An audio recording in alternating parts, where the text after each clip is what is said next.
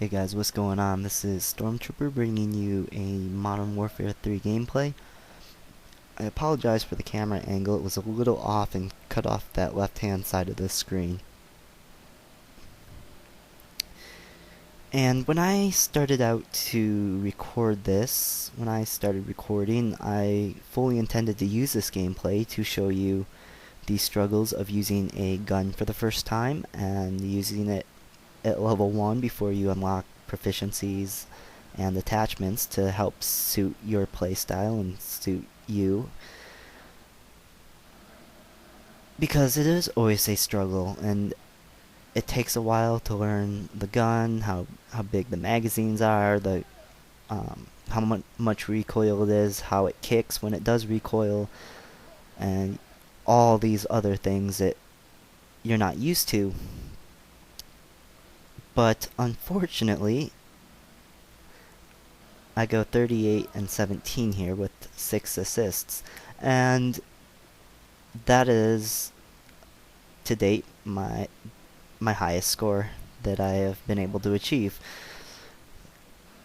So it's a little sad that I wasn't able to bring you the gameplay that I intended to, that I wanted to, but also it's exciting that I did so well because it for one thing, it really indicates that the slump I've been in for like 5 prestiges is over, and also it's, of course, exciting to just perform that well overall, and to get that many kills and still boast just a touch under 2.25 KDR, kill death ratio, is pretty exciting for me. So, and I really think it says a lot about this gun because, like I said, normally there's a lot of struggle when you use a gun the first time, because you do have to learn how to use it, and that takes, you know, matches. And here you see where I do struggle. I struggle a bit with the recoil and learning where to aim, and I do like that was a nice little double kill. I got one with a grenade and one with a gun, but like I said, it's a struggle. And here, you see I struggle a little bit, but still do quite well. And I think that says a lot about the gun, which is pretty interesting because I had never intended to use this gun at all. It's a very late unlock, and I'm on my near the end here of my 8th prestige. In fact, I did prestige the night this was recorded, and that's almost 9 complete lives that I've played this game, and have never used this gun, never intended to use it. Everything I saw about it, everything I heard about it, just made it really seem like it wasn't that good of a weapon. And you don't see a lot of people using it either, which again might be partly due to the fact that it's a late unlock, but it just didn't seem like something that would appeal to me, and it feels basically like a submachine gun. Before I used it, I felt like it was a submachine gun that was too big to use effectively. I felt like it had the sort of the stats of a submachine gun, but the size of an assault rifle, which is kind of not what you would normally want. Here, there's this guy in the corner, and it's really funny because every time I run by that corner when I play this map, which is several times a match, I always run by and I see that piece of wood or whatever it is that's standing up in the corner, and I always think it's an enemy. And every single time I run by it, I see it, and I turn and try to shoot it, and it's just that little, I guess, a piece of wood or metal.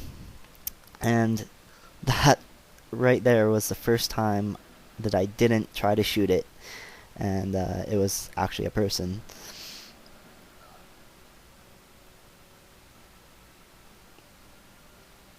But as I was saying, it felt I felt like it would be an ineffective weapon, because it was like a submachine gun but bigger.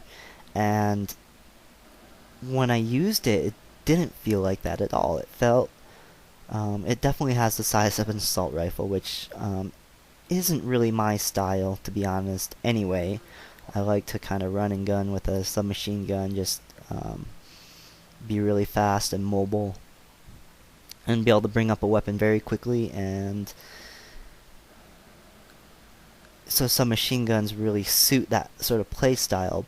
And I do find assault rifles in general to be pretty unwieldy, but this didn't feel like that at all. It felt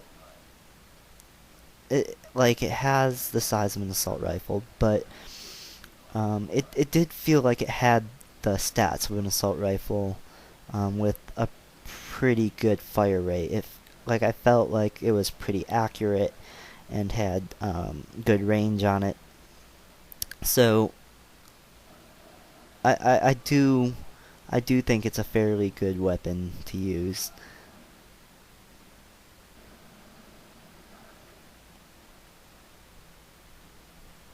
And that Mexican swag guy, he is the one guy that does keep killing me over and over and over. I would probably say that of my 17 deaths, at least 12 were to that guy. And I think a big part of that is due to the gun matchup. I'm using the FAD and he's using the PP90, and I don't want to say that, oh, the only reason he killed me a lot was because he had a gun advantage. What I mean is that he's a good player, probably, you know, probably a little better than me, or comparable. And I think just the way our guns matched up did give him a bit of an edge. Um, but a good player is a good player regardless of what gun they use. But there are always guns um, that you'll be better with, or that will suit a given situation more than another, and I think that was the case here. Also, I did play several matches with these same players, and I did use several different guns, and this was the one game where I almost exclusively had difficulty with him in particular.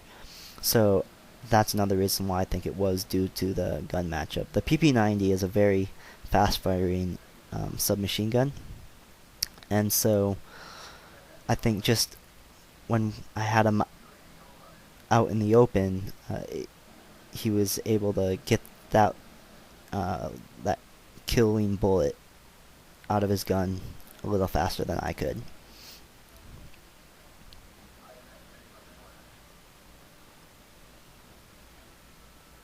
It's also very fast to bring up and sight with the PP90.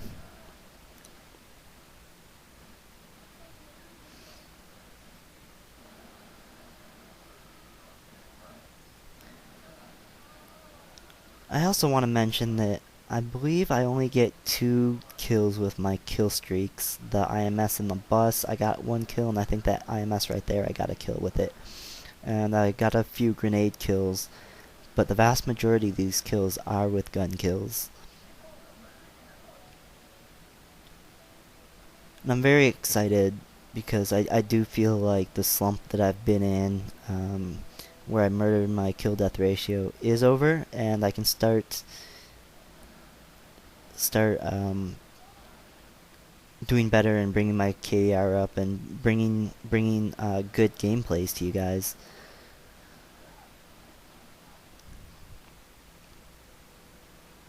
So that's about it. Thanks for watching, and stay tuned for more.